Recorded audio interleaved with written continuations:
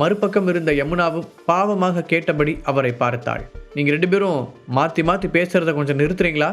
இன்னும் கொஞ்ச நேரத்தில் கணபதி சார் ஃபேமிலியிலேருந்து யாராவது வந்து அவளை இங்கிருந்து கூட்டிகிட்டு போக போகிறாங்க. மணிவேல் கூற 3 பேரும் நம்ப முடியாத அதிர்ச்சியுடன் அவரை பார்த்தனர். கிருபா செய்த தவறுக்கு மன்னிக்க சொல்லி யமுனாவும் ஷோபாவும் மணிவேலிடம் போராடி கொண்டிருக்க அவரோ அது முடியாது என்று கூறினார். அது மட்டும் இல்லாமல் கணபதியின் ஃபேமிலியிலிருந்து ஆள் வந்து கிருபாவை அழைத்து போக போகிறார்கள் என்று அவர் சொல்ல 3 பெண்களும் அதிர்ச்சி அடைந்தார்கள். ஒரு குற்றவாளியை பிடித்தால் கணபதியின் ஃபேமிலி என்ன செய்யும் என்று அந்த ஊரில் உள்ள எல்லோருக்குமே தெரியும். அப்படியென்றால் கிருபாவின் நிலை? யோசிக்கும் போதே அவர்களின் உள்ளம் பதறியது. என்னங்க? யமுனா தான் முதலில் சுயநினைவுக்கு வந்து கேட்டாள். ஆமாம், என்னதான் இருந்தாலும் கிருபா தான் மூர்த்திக்கு அந்த சாப்பாடை கொண்டு போய் கொடுத்தா. அதில் விஷம் கலந்ததுன்னு வேணா அவளுக்கு தெரியாமல் இருக்கலாம். ஒருவேளை அதை நிரூபித்தா கொலைக்கு உடந்தையாக இருந்ததை சொல்லி அவளோட தண்டனை காலம் குறைக்கப்படலாம். எப்படி இருந்தாலும் சட்டத்தோட பிடியிலிருந்து என்னால் அவளை பாதுகாக்க முடியாது. மணிவேல் ஏதோ நியூஸ் பேப்பரில் வந்துள்ள செய்தியை படிப்பது போல அமைதியாக கூறினார். அவர் பேசுவதை பார்க்கும்போது ஏதோ 3வது ஆளை பற்றி சொல்வது போல இருந்தது. அப்பா ப்ளீஸ்ப்பா, நான் ஜெயிலுக்கெல்லாம் போக விரும்பலை. புனித் மாமா என்னை ஏமாற்றிட்டாங்கன்னு எனக்கு இப்போ தான் புரியுது. தயவு செஞ்சு என்னை கணபதி ஃபேமிலியிலிருந்து வர ஆள்கிட்ட ஒப்படைக்காதீங்க ப்ளீஸ். உங்களை கெஞ்சி கேட்டுக்கிறேன்ப்பா. கிருபா பயத்தில் சொன்னதையே திரும்ப திரும்ப சொல்லி கொண்டிருந்தாள். முழங்கால்கள் வலிக்க ஆரம்பித்த போதும் தரையில் இருந்து அவள் எழுந்திருக்கவில்லை. கொஞ்சம் முன்னால் வந்த அவள் தன் அப்பாவின் கால்களை கட்டிக்கொண்டு கதறி அழுதாள். கிருபா, நீ ஒன்றும் சின்ன பொண்ணு இல்லை. உன்னோட தப்புக்கு நீதான் பொறுப்பு. மணிவேல் அவளுடைய தோளை தட்டியபடி பதில் சொன்னார். அதை கேட்டதும் கிருபாவின் கண்கள் பீதியில் உறைந்தது. தன்னுடைய சொந்த அப்பாவே அவளை ஜெயிலுக்கு அனுப்புவார் என்று ஒரு நாளும் அவள் நினைத்ததில்லை. அப்படி மட்டும் நடந்தால் அவளுடைய வாழ்க்கையே வீணாகிவிடும். கிட்டத்தட்ட அவளுடைய வாழ்க்கை முடிந்து விட்டது என்றே சொல்லலாம். அப்பா, நிஜமாவே நீங்கள் உங்கள் சொந்த பொண்ணை கைவிட போறீங்களா?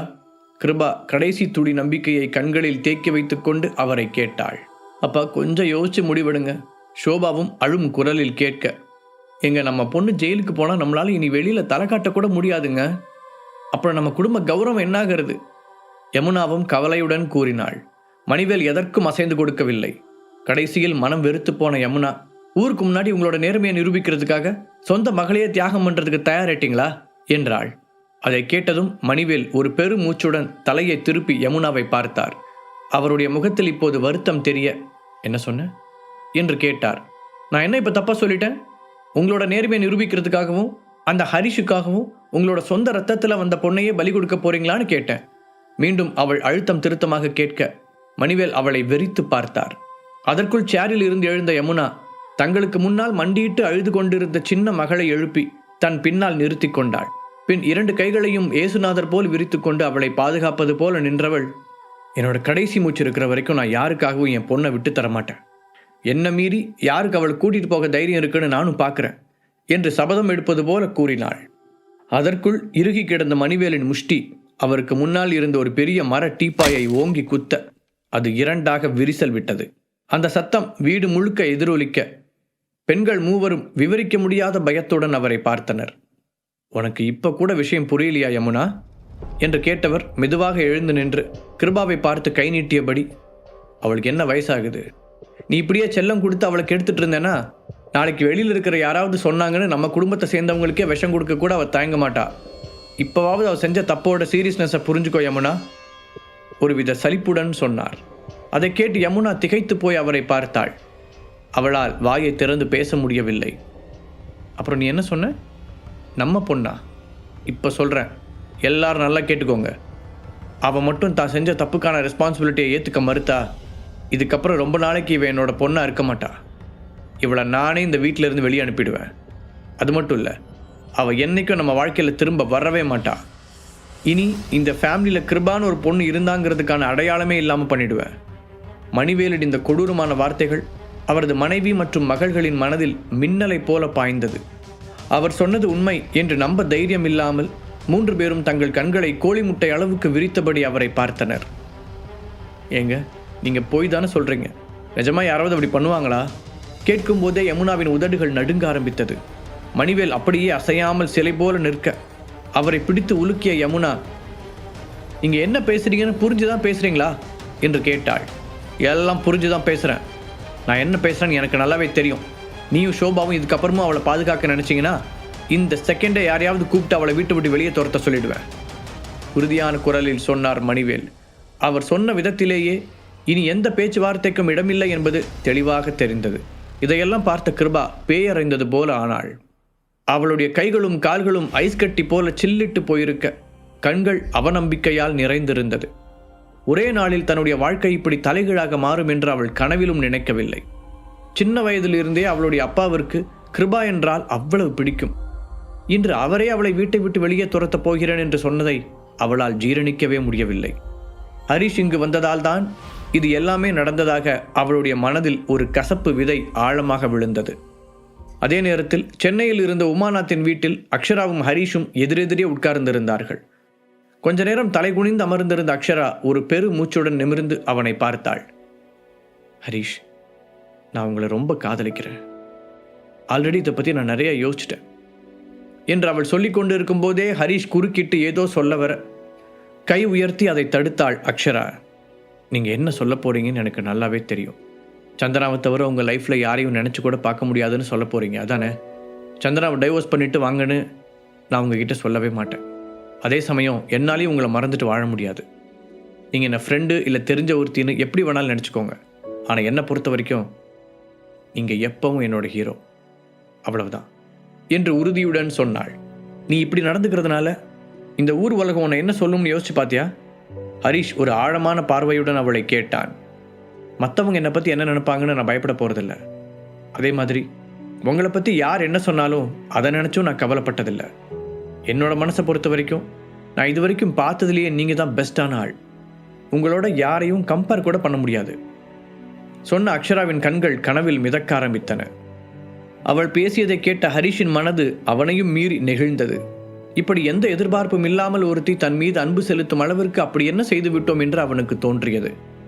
அக்ஷரா, நீ நினைக்கிற மாதிரி நான் ஹீரோலாம் ஒன்றும் இல்லை.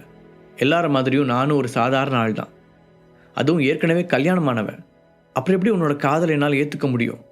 ஹரிஷ் வேண்டுமென்றே தன் திறமைகளை மறைத்து தன்னையே குறைத்து பேசினான். ஹரிஷ், உங்களுக்கு ஞாபகம் இருக்கான்னு தெரியல, நான் உங்களை ஃபர்ஸ்ட் டைம் பார்த்தப்போ ஏஜே ஃபேமிலி மொத்தமும் உங்களை இன்சல்ட் பண்ணி தான் பேசினாங்க.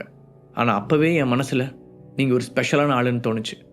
இப்போ வரைக்கும் அந்த எண்ணத்தை நான் மாற்றிக்கவே இல்லை. சொல்லும்போதே அக்ஷராவின் குரல் உடைந்தது.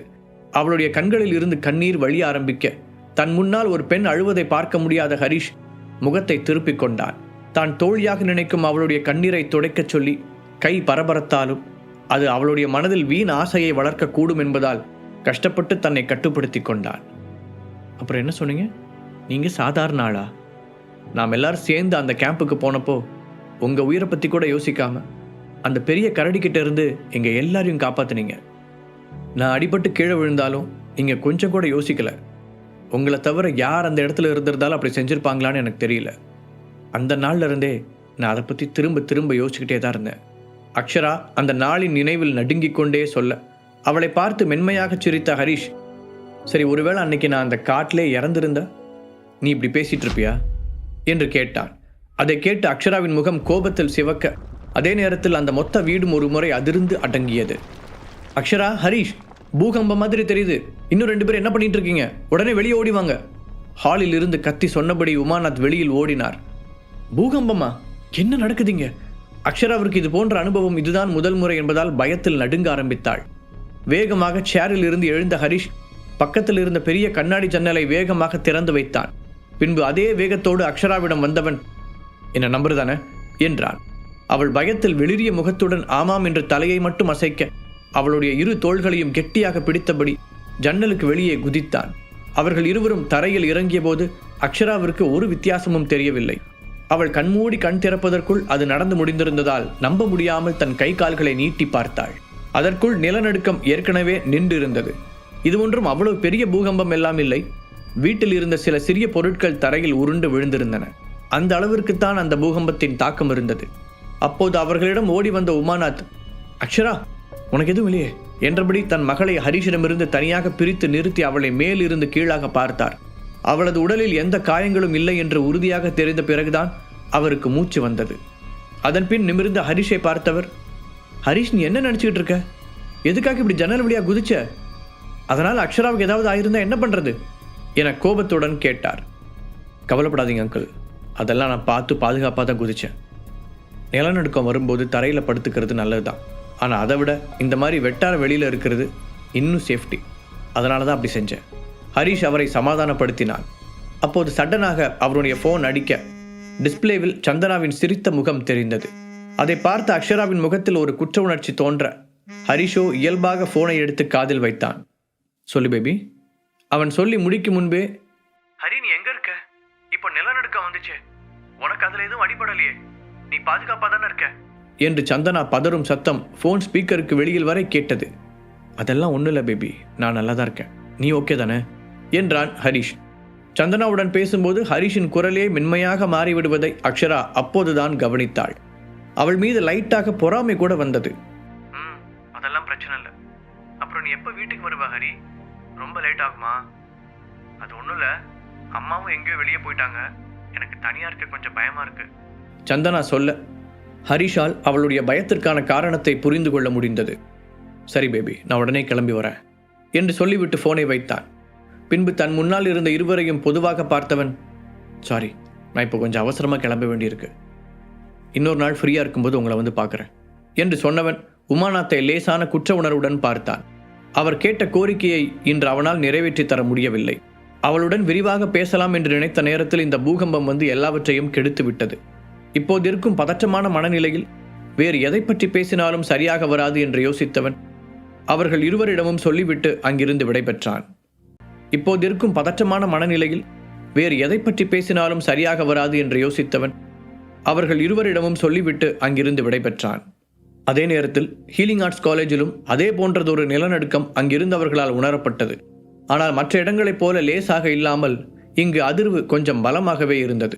வழக்கம் போல தன் ஆஃபீஸ் ரூமில் அமர்ந்திருந்த நாதன் அந்த அதிர்வை உணர்ந்தவுடன், இதென்ன சம்பந்தமில்லாமல் இப்போ நிலநடுக்கம் வருது என்று முணுமுணுக்க அவருக்கு எதிரில் உட்கார்ந்திருந்த சத்யனின் முகம் யோசனையில் சுருங்கியது. அவர்கள் இருவருமே அந்த அதிர்வை பார்த்தெல்லாம் பயப்படவில்லை. நாதன் சார், எனக்கு என்னமோ இது சாதாரண நிலநடுக்கம் மாதிரி தெரியல, இதில் ஏதோ ஒரு ஸ்ட்ராங்கான ஆற்றலை என்னால் உணர முடிஞ்சது என்று சத்யன் சொல்லிக் கொண்டிருக்கும் போதே திடீரென அந்த ரூமின் கதவு திறக்கப்பட்டு ஒரு முதியவர் அடிபட்ட காயங்களுடன் அவர்கள் முன்னால் வந்து விழுந்தார். அவர் மூச்சு விடவே திணறிக் கொண்டிருக்க வேகமாக அவருக்கு அருகில் ஓடிய சத்யன் என்ன பிரச்சனை என்று பார்த்தான். அவருடைய நிலைமை புரிந்து அப்படியே தூக்கி சோஃபாவில் படுக்க வைத்தவன் குடிப்பதற்கு தண்ணீர் கொடுத்தான். உங்களுக்கு என்னாச்சு என்று நாதன் கவலையுடன் கேட்க, பினாக்கள் வருது என்று பலவீனமான குரலில் அந்த முதியவர் உச்சரித்தார்.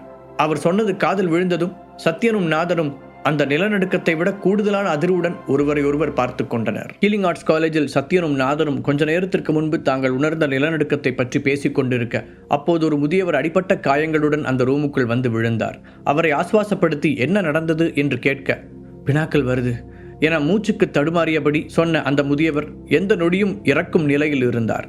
அவர் சொன்னதை கேட்டு இருவரும் அதிர்ச்சியில் உறைய முதலில் நாதன் தான் சுயநினைவுக்கு வந்தார். அந்த பெரியவர் இன்னும் மூச்சுக்கு தடுமாறி கொண்டிருப்பதை பார்த்த நாதன் வேகமாக ஃபர்ஸ்ட் எய்ட் பாக்ஸை எடுத்து அவருக்கான முதல் உதவிகளை செய்தபடி, என்ன சத்யன் வேடிக்கை பார்த்து நிற்கிறீங்க, வந்து கொஞ்சம் ஹெல்ப் பண்ணுங்க என்றார்.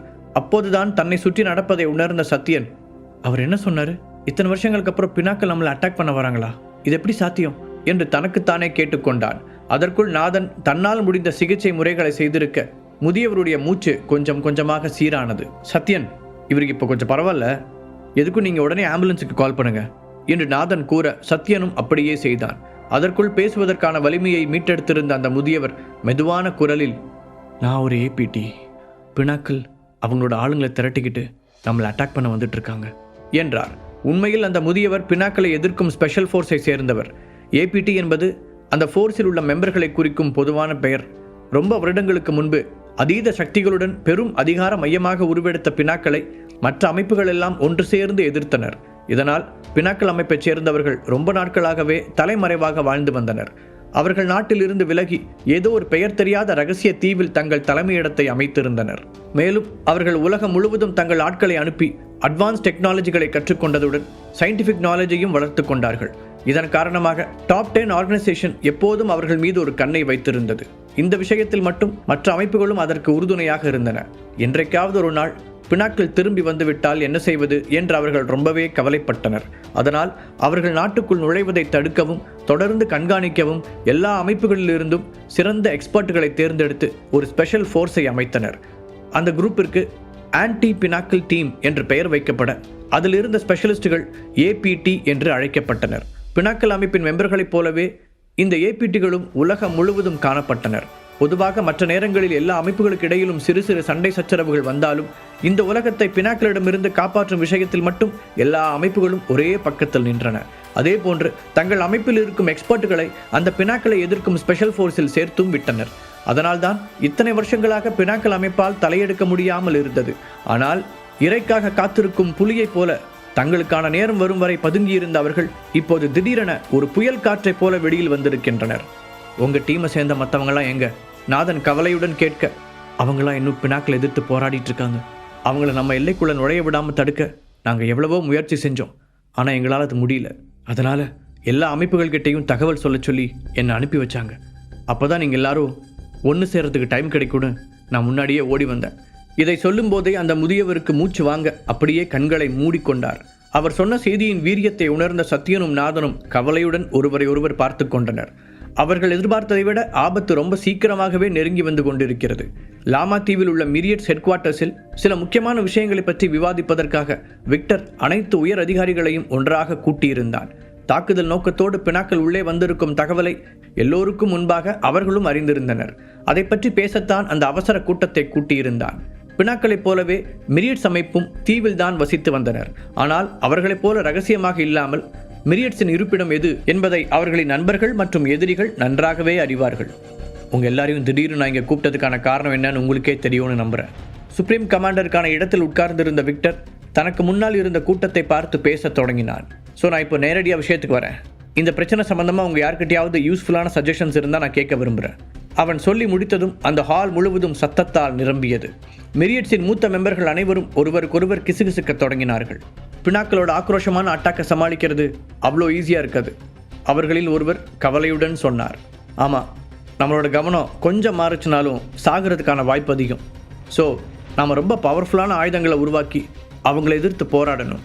நம்மளை அவ்வளோ சீக்கிரமாக யாராலையும் தோக்கடிக்க முடியாதுன்னு அந்த பினாக்களுக்கு நாம் ப்ரூவ் பண்ணணும் என்று இன்னொருவர் அதற்கு பதில் சொன்னார். ஆனாலும் அவர்களில் பலரும் தாங்கள் பினாக்களுக்கு இணையாக இருக்க மாட்டோம் என்று உள்ளுக்குள் பயந்தனர். இப்படியாக விவாதங்கள் ஒரு முடிவில்லாமல் நீண்டு கொண்டே போக விக்டரின் முகத்தில் ஒரு பெரிய ஏமாற்றம் தெரிந்தது. அப்போது முன்வரிசையில் உட்கார்ந்திருந்த மில்டன் எழுந்து சுப்ரீம் கமாண்டரான விக்டரை நெருங்கி சத்தமாக பேசத் தொடங்கினான். இதனால் அங்கிருந்த எல்லோருடைய கவனமும் அவன் பக்கம் திரும்பியது. எனக்கு என்னமோ பினாக்களோட ஃபர்ஸ்ட் அட்டாக் சிட்டியை விட்டு விலகி தனியாக இருக்க நம்ம மேலே தான் இருக்குன்னு தோணுது. அதனால் நம்மளோட இந்த ஹெட் குவார்ட்டர்ஸை விட்டுட்டு டெம்பரவரியாக வேற ஒரு பாதுகாப்பான இடத்துக்கு போகிறது நல்லதுன்னு நினைக்கிறேன். எப்படி இருந்தாலும் நமக்கு தான் நாடு ஃபுல்லாக நிறைய பிரான்ச்சஸ் இருக்கே. ஸோ நாம் இடம் தேடி அலைய வேண்டிய அவசியம் கூட இல்லை என அவன் சொல்ல விக்டர் அதை கவனமாக கேட்டுக்கொண்டான். அவன் பேசி முடித்தவுடன் அங்கிருந்த பலரும் அவனுடைய கருத்தை ஏற்றுக்கொண்டு தங்கள் மனதிலும் இருந்த கவலைகளை வெளிப்படுத்தினார்கள். பினாக்களுடனான மோதல் முடிந்த பிறகு பழையபடி தீவுக்கு திரும்பலாம் என்று எல்லோரும் ஒன்றாக சேர்ந்து முடிவெடுத்தார்கள். இப்போது பிரச்சனை என்னவென்றால், மிரியட்ஸின் எந்த பிரான்ச் அவர்கள் அனைவருக்கும் இடம் தரும் அளவுக்கு பெரியது என்பதை முதலில் கண்டுபிடிக்க வேண்டியிருந்தது. விக்டர் கண்களை சுருக்கியபடி அதை பற்றி யோசித்தான். பின்பு அங்கிருந்த கூட்டத்தை பார்த்தவன், மில்டன் சொல்றது ஒரு வகையில் சரிதான். ஸோ நம்ம இப்போ எந்த இடத்துக்கு போகலாங்கிறத பற்றி உங்கள யாருக்காவது ஏதாவது ஐடியா இருக்கா என்று கேட்டான். எல்லோருடைய கவனமும் அவன் மீதே இருக்க, நம்மளோட ஹெட் குவார்ட்டர்ஸில் 50,000க்கு மேலே மெம்பர்ஸ் இருக்காங்க. ஸோ எல்லாரும் மொத்தமாக ஒரே இடத்துல போய் தங்க முடியாது, பிரிஞ்சு தான் போக வேண்டியிருக்கும். அதே சமயம் இதை நம்ம பலவீனமாக பயன்படுத்தி மற்ற அமைப்புகள், அதுலேயும் குறிப்பாக டாப் 10 ஆர்கனைசேஷன் நம்மளை அட்டாக் பண்ணுறதுக்கு வாய்ப்பு தரக்கூடாது. விக்டர் தெளிவாக பிரச்சனையை விளக்கினான். அவன் சொன்னதன் அர்த்தம் அங்கிருந்த எல்லோருக்குமே நன்றாக விளங்கியது. எந்த இடத்திற்கு சென்றாலும் அவர்கள் ரொம்பவே கவனமாக இருக்க வேண்டும். ஏனெனில் ஒரு அமைப்பின் ஹெட் குவார்ட்டர்ஸை மாற்றுவதென்பது அவ்வளவு சுலபமான காரியம் இல்லை. புது இடத்தில் போதிய பாதுகாப்பு கிடைப்பது கடினம் என்பதால் மிக எளிதாக எதிரிகள் நெருங்கிவிடும் அபாயம் அதில் உள்ளது. அந்த ஹால் மொத்தமும் மௌனத்தில் மூழ்க மில்டன் மறுபடியும் தன்னுடைய இடத்திலிருந்து எழுந்து நின்றான். கவலைப்படாதீங்க கமாண்டர், என்கிட்ட அதை பற்றின சில பிளான்ஸ் இருக்குது. சென்னை, மும்பை, அப்புறம் நியூயார்க், இந்த 3 இடத்துலையுமே நமக்கு பிரான்ச்சஸ் இருக்குது. அங்கே இருக்க சில முக்கியமான பெரிய குடும்பங்கள் ஏற்கனவே நம்மளோட மெம்பர்ஸாக சேர்ந்துட்டாங்க.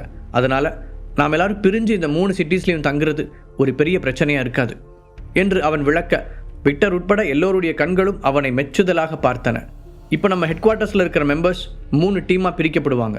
ஆனாலும் அவங்க எல்லாரும் ஈஸியாக காண்டாக்ட் பண்ணுற மாதிரி ஒரு தொடர்பை நம்ம ஏற்படுத்திக்கணும். சப்போஸ் ஏதாவது ஒரு அமைப்பால் நமக்கு ஆபத்து வருதுன்னா எவ்வளோ சீக்கிரம் முடியுமோ அவ்வளோ சீக்கிரம் இந்த 3 டீமும் ஒன்றா சேர்ந்து அவங்கள எதிர்க்கணும். அதுக்கேற்ற மாதிரி நம்மளோட திட்டங்களை வகுத்துக்கணும். மில்டன் தான் ஒரு புத்திசாலி என்பதை மீண்டும் ஒருமுறை நிரூபித்தான். அவனுடைய திட்டங்கள் ஒவ்வொன்றும் மிகவும் துல்லியமாக இருந்தன. சரி, எல்லாரும் இங்கே கவனிங்க. உங்கள் எல்லாருக்கும் இன்றைக்கி ஒரு நாள் டைம் தரேன். அவங்களுக்கு தேவையான திங்ஸை பேக் பண்ணிக்கோங்க. அப்புறம் மில்டன் சொன்ன ஐடியாவை ஃபாலோ பண்ணி நாம் 3 டீமாக பிரிஞ்சு தனித்தனி இடத்துக்கு போக போகிறோம். உத்தரவிடுவது போல சொல்லி முடித்த விக்டர் மீட்டிங் முடிந்து விட்டதால் எல்லோரையும் அந்த ஹாலை விட்டு வெளியேறும்படி கையை அசைத்தான். அதே நேரத்தில் டெல்லியில் இருந்த அந்த பெரிய கட்டிடத்தின் 5வது மாடியில் நின்ற ஒரு வயதான முதியவர் தீவிரமான யோசனையுடன் அடிவானத்தை விரித்து பார்த்து கொண்டிருந்தார். அவருடைய உடலில் முதுமை தெரிந்தாலும் கண்களில் இருந்த பளபளப்பு அவரை இளமையாக காட்டியது. பினாக்கிள் அதோட தாக்குதலை தொடங்கிட்டதான் நியூஸ் கிடைச்சிருக்கு. அவருக்கு பின்னால் வந்து நின்ற ஒரு நடுத்தர வயது மனிதர் மரியாதையுடன் கூறினார், நமக்கு கீழே இருக்கிற ஆளுங்க இது சம்பந்தமாக ஏதாவது ஆக்ஷன் எடுக்கணுமான்னு கேட்குறாங்க. நடுத்தர வயது நபர் மேலும் கூற, இப்போதைக்கு தேவைப்படாது. எப்படி இருந்தாலும் ஹீலிங் ஆர்ட்ஸ் காலேஜ் அப்புறம் டாப் 10 ஆர்கனைசேஷனில் இருக்கிற மற்ற அமைப்புகள் எல்லாத்துக்குமே இந்நேரம் நியூஸ் போயிருக்கும். அவங்க இந்நேரம் பினாக்களுக்கு எதிராக தாக்குதலை நடத்த தயாராகிட்டு இருப்பாங்க. ஸோ அவங்க முதல்ல போய் விளையாடிட்டோம். அங்கே நடக்கிறத வச்சு நாம் என்ன ஆக்ஷன் எடுக்கலாங்கிறத பற்றி பொறுமையாக திட்டம் போட்டுக்கலாம். சப்போஸ் நம்மளோட ப்ரெசன்ஸ் அங்கே ரொம்ப அவசியமாக தேவைப்பட்டதுன்னா அப்போ பார்த்துக்கலாம். சொன்ன அந்த முதியவரின் குரலில் பினாக்கிளின் படையெடுப்பை பற்றி எந்த கவலையும் இல்லாதது போன்ற ஒரு அமைதி தெரிந்தது. நாம் இப்படி எந்த ஆக்ஷனும் எடுக்காமல் வெயிட் பண்ணிகிட்டு இருக்கிறதுனால உயிரிழப்புகள் அதிகமாயிட்டா என்ன பண்ணுறது? அந்த நடுத்தர வயது மனிதர் கவலையுடன் கேட்க, இது சாதாரண மக்கள் சம்பந்தப்பட்ட விஷயம் இல்லை. பெரிய பெரிய வீரர்களுக்கு இடையில நடக்க போகிற போர். இதில் கலந்துக்க போகிற எல்லாருமே பவர்ஃபுல்லான அமைப்புகளை சேர்ந்தவங்க. அதனால் தங்களை பாதுகாத்துக்க அவங்களே ஒரு வழியை கண்டுபிடிப்பாங்க. நாம் அதை பற்றி ரொம்ப கவலைப்பட தேவையில்லை. இப்போ என்னோட கவலையெல்லாம் அந்த மோகன் ஃபேமிலி எங்கே இருக்காங்க அப்படிங்கிறத பற்றி தான். கூடிய சீக்கிரம் அதுக்கான பதிலை கண்டுபிடிக்கணும். ஏன்னா ஒருவேளை நீங்களாம் பயப்படுற மாதிரி இந்த பிரச்சனை பெருசாச்சுன்னா அவங்களால மட்டும்தான் நமக்கு உதவ முடியும். அந்த முதியவர் தன் மனதில் இருப்பதை தெளிவாக விளக்கி கூறினார். இப்போ எனக்கு எல்லாமே புரியுது சார். நடுத்தர வயது நபர் மீண்டும் ஒரு முறை அவரை வணங்கிவிட்டு விடைபெற்றார். அவர் போனதும் ஒரு நீண்ட பெருமூச்சை விட்ட முதியவர், ரொம்ப சீக்கிரமாகவே நீங்கள் பவர்ஃபுல் ஃபார்முலாவை கொண்டுட்டு வருவீங்கன்னு நாங்கள் எல்லாரும் ரொம்ப எதிர்பார்ப்போடு இருக்கோம். பினாக்கிள் ஏற்கனவே அவங்களோட முதல் அடியை எடுத்து வச்சுட்டாங்க. இப்போ நிஜமாவே நமக்கு நேரம் ரொம்ப குறைவாக தான் இருக்குது என்று தனக்குள் சொல்லிக்கொண்டார். இன்னொரு பக்கம் தன்னுடைய ஃப்ளாட்டிற்கு திரும்பி வந்த ஹரிஷ் சந்தனாவை ஆறுதல் படுத்தி தூங்க வைத்துவிட்டு வெளியில் வந்தான். நேராக பால்கனிக்கு சென்று வானத்தை உற்று பார்த்தவனுடைய முகம் ஏதோ ஒரு கவலையில் ஆழ்ந்திருந்தது. காரணமே தெரியாமல் அவனுடைய மனது ரொம்ப பாரமாக இருந்தது. அதிலும் அந்த நிலநடுக்கம் ஏற்பட்ட கணத்திலிருந்தே அவனுடைய மனது ஒரு நிலையாக இல்லை. ஏதோ ஒரு பெரிய விஷயம் நடக்கப் போவதாக அவனுடைய உள் மனது எச்சரித்து கொண்டே இருந்தது. நீ அதை உணர்ந்தியா? திடீரென அவனுக்கு பின்னால் இருந்து ஒரு அமைதியான குரல் கேட்டது. தனக்கு மிகவும் பழக்கமான அந்த குரலை கேட்டதும் உற்சாகமடைந்த ஹரிஷ் வேகமாக தலையை திருப்பி ருத்ரவேந்தரை ஆர்வத்துடன் பார்த்தான். கடைசியாக ரேணுபிரியாவின் சதி திட்டத்தால் போக இருந்த அவனுடைய உயிரை கட்டி காப்பாற்றி அனுப்பி வைத்த போதுதான் ஹரிஷ் அவரை கடைசியாக பார்த்திருந்தான். அதன் பிறகு ஒரு நாளும் ருத்ரவேந்தர் அவன் முன்னால் தோன்றவே இல்லை. எனக்கு ரொம்ப தேவைப்படுற நேரத்தில் என்னோட குரு வருவாருங்கிற விஷயத்த நான் முன்னாடியே தெரிஞ்சு வச்சிருந்திருக்கணும். சந்தோஷமாக சொன்ன ஹரிஷ் மரியாதையுடன் தலையை குனிந்து அவரை வணங்கினான். இந்த உலகத்திலேயே அவன் மிகவும் மதிக்கக்கூடிய ஒரு ஆள் என்றால் அது நிச்சயம் ருத்ரவேந்தர் தான். அவர் எதற்காக இப்போது இங்கே வந்தார் என்று கேட்கும் தைரியம் அவனுக்கு இல்லை. முழு கதையையும் கேட்டு மகிழ பாக்கெட் FM ஆப்பை டவுன்லோட் செய்யுங்கள். லிங்க் டிஸ்கிரிப்ஷனில் கொடுக்கப்பட்டுள்ளது.